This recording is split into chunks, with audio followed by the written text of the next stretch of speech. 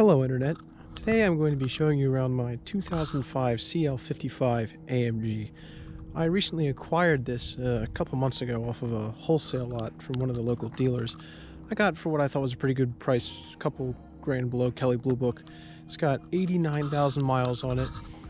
No major issues, but I just wanted to talk a little bit about the cars and a whole lot of videos about these things on the internet. I mean, there's a decent amount, but I figured I'd like to take my shot at making one myself.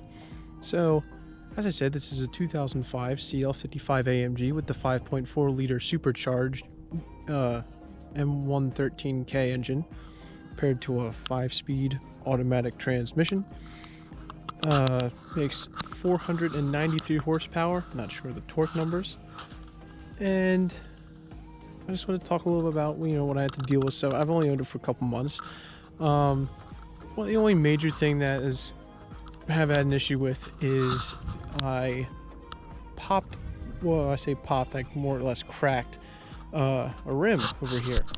And as you can see, these are not the stock rims on the car. These are actually fake AMG wheels that were put on the car. I realized this after I took the cracked one off and did some research on that specific wheel. I looked it up. They're from China. Very nice. The finest Chinesium you can buy. Dirt cheap. So it's currently riding on the full-size spare. It's probably been on it for about a month and seems to be doing pretty good so far. My specific car has a couple minor things done to it. As you can see, it's got an aftermarket intercooler with some aftermarket intercooler fans, and it has a full custom stainless steel exhaust, which makes it sound beautiful. There's also a couple things under the engine bay I'll show you quick. So here's the supercharged 5.4 liter. Now, as you can see, there's some exhaust wrap around the intake, and I did not put any of this stuff here. Somebody, previous owner must have done that. And there's some K&N stickers, so I'm assuming it maybe has K&N air filters in there. Yeah, I'm assuming it helps. I'm not sure though. Like I said, I didn't install these mods. Other than that, I haven't done really anything to the car. I haven't put a whole lot of miles on it since I've owned it. Maybe 2,000 miles on it since I've owned it. I haven't really done anything. It's going to be coming up on an oil change soon. Also, other things done to my specific car is it has an aftermarket head unit, and I believe an aftermarket sound system too. Sounds very good. Let's move to the interior real quick. So here we are inside. See, there's 89,332 miles on it. Here's the aftermarket head unit I was speaking of. This car does not have, I've seen other cars with these with the push button start on the shifter. Mine does not have that option. I just got the key. I've also seen them with the adaptive cruise control. Mine does not have that either. Mine does have, however, heated and cooling seats. I don't think all of these came with that. I'm not 100% sure. I gotta do my research. The seats are very comfy, support you very well. I don't know if they're 12-way power adjustable. I'm assuming they're supposed to be heating, cooling, and massaging. I believe I say massaging. Use that term lightly. It doesn't really massage. It's got some tricks and features up its sleeve. If you see, it's got a button for, to see this headrest back there. It's a button to raise the headrest, when you got your people back there. And then, also, obviously you can lower them. Now, there's not a whole lot of room back there. I have fit 2 people back there before. It is a little tight, and it's only a 4-seater. You can't sit someone in the middle hump like, some cars.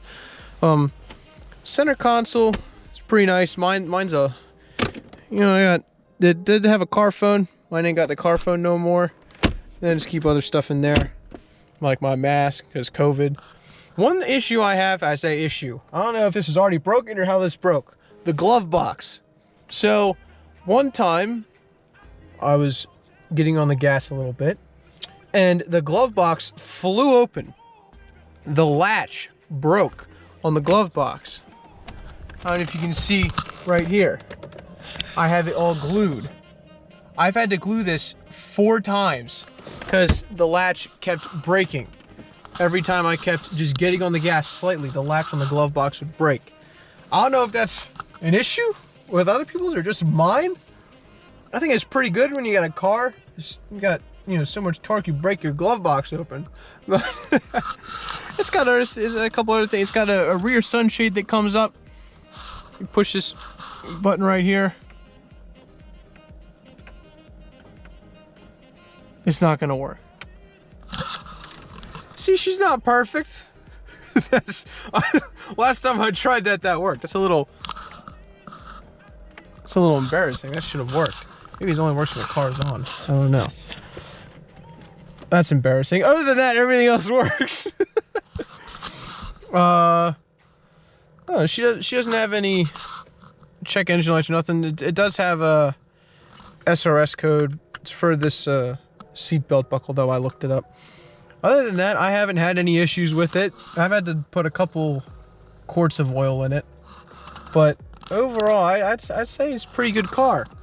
Not gonna lie, real great bargain. Very nice. This is my first Mercedes product I've ever owned, and I'm very impressed. I will buy another Mercedes, you know, in the future after I get rid of this one. I'm not planning on holding on this one for too long. It is a very nice car, but one of the major flaws with these things is the suspension. Let's get outside and we'll talk about it. So these cars have Mercedes ABC suspension, or active body control. They are hydraulic suspension. It's a hydraulic suspension system, which is, not gonna lie, is hella cool, but hella expensive if that shit breaks.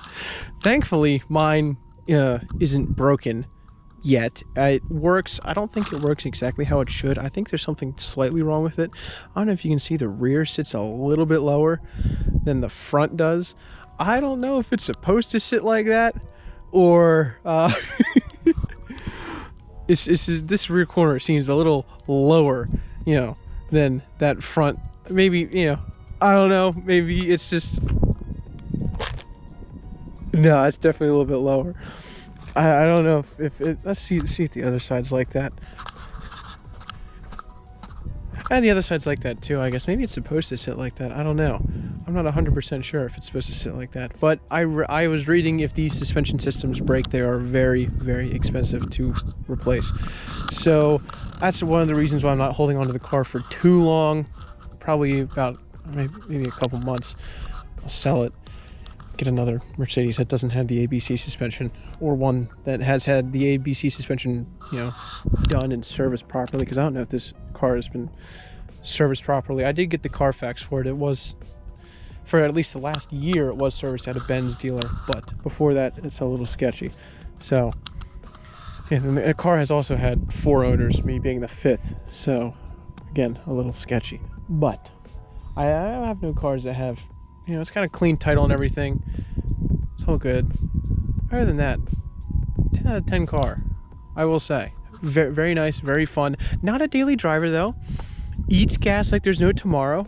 I get 12 miles to the gallon in this. Very nice. It also has a 23-gallon fuel tank. I put premium in this, so it eats gas. Eats gas. And with gas prices going up, I am probably not going to drive this that much. And also with it getting cold and maybe snow starting to fall, I don't want to take this out and get salt all in it and get it rusty. Not that it's gonna rust. Half the body panels on this thing are fucking plastic. Save weight, even though the damn thing weighs over 4,000 pounds. It's ridiculous. That's, I will say. That's another thing too. A lot of people on YouTube, when they do the reviews of their cars, they take you on a drive. You know, they have the GoPro or a camera sitting on the windshield. You can see their face and be like, oh, wow, this thing drives wonderfully. Well, I'm not going to do that. I'm just going to tell you, you know, what I think it's a waste of time to go through a 10, 20-minute clip of watching someone drive. I'm just going to tell you how it drives and describe it, you know, compare it to what I think most people would understand. Instead of going through, I think it's a waste of time, honestly. I like short, sweet, to the point. Tell you like it is. So, how does it drive? It drives, honestly... It drives kind of like a boat, like low key. I don't know. It's light because the suspension makes it feel extremely light. But if you throw it into a corner, you really feel the weight, and it's a little bouncy, almost a little too bouncy for my like. Now it does have, the suspension does have a sport mode, which stiffens up the suspension, and that does, honestly, it feels a lot stiffer. But like, you really feel the weight. Like I said, the thing weighs over like 4,000 pounds. It is a heavy coupe. I will say. It weighs almost as much as my SUV does. But if you have it, it's not a handling car. You're not going to take it around any like real tight turns, any short little back roads. It is a wonderful highway cruiser though. I've taken this thing on multiple longer highway drives. It is wonderful to just cruise at speed. It can handle speed very well, no problem. So I don't know, I'd say if you live in some like nice real back roads, I don't think this is the car for you, not gonna lie. Like, is it cool? Definitely, but you can't have that fun on the back roads. I think this is more of a highway cruising car. If you have like, I wouldn't use this car as a daily, but if you need to go like a longer distance, for sure this is the car. And also the Ed Bolian set the Cannonball record in one of these, a CL55. Perfect highway cruising car. But see, that's pretty much, I guess, how it drives. I don't know, the gas pedal on mine is hella hard. You gotta really put your foot down if you want to go, but when you do put your foot down, it does go. Brakes on mine need replacing. They're a little iffy. Steering is pretty good. I will say the turning radius is actually phenomenal. You wouldn't, I don't know if you'd think that or not, but it turns wonderfully, a lot better than what you might think. Other than that, I don't know. I don't really have much to say. Good, very good car so far. I've only had it for a couple months. Can't complain. 10 out of 10 would buy again. I don't know, if you enjoyed this, you want to see the rest of my cars, I don't know, let me know. I'll probably make the rest of my cars anyway, even if nobody says anything. I don't expect a whole lot of people to watch this. This is more or less just for me. Whenever I sell the car, I can go back, look at the car, remember it whenever I sell it. It's a pretty car. It's a beautiful day, honestly. It was supposed to rain. So quiet, calm out here. The only one out here Friday morning. All right, I'm gonna go home, edit this. Adios.